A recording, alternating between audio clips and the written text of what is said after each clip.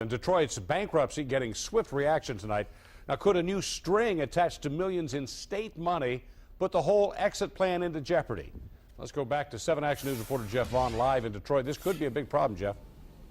Certainly could be, Stephen. Now, this isn't the first time that the state or the speaker has asked the unions to chip in what he says are their own money.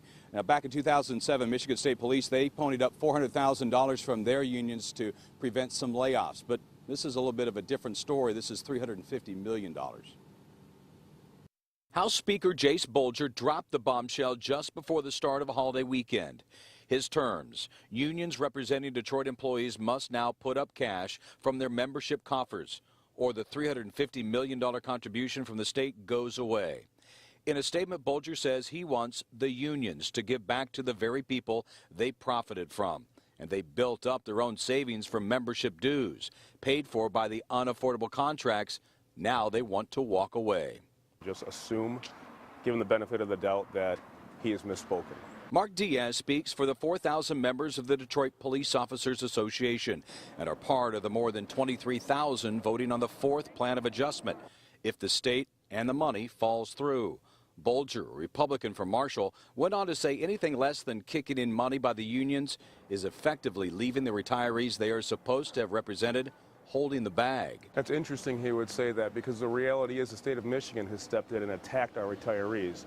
So to point a finger at our unions, the ones who are trying to protect our retirees, I find that to be absolutely disingenuous. The Chapter 9 bankruptcy waters have always been choppy, but we're beginning to smooth out from 2 pension funds agreeing to settlements where police and fire retirees would receive no cuts to their pensions and lose only some of their cost of living adjustments.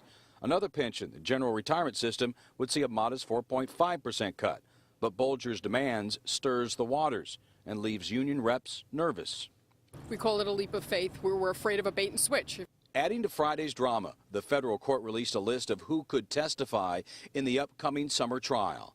The witness list includes Emergency Manager Kevin Orr, Detroit Mayor Mike Duggan, Police Chief James Craig, Graham Bell of the DIA, Roger Penske, real estate developer Dan Gilbert, and Rip Rapson of the Kresge Foundation.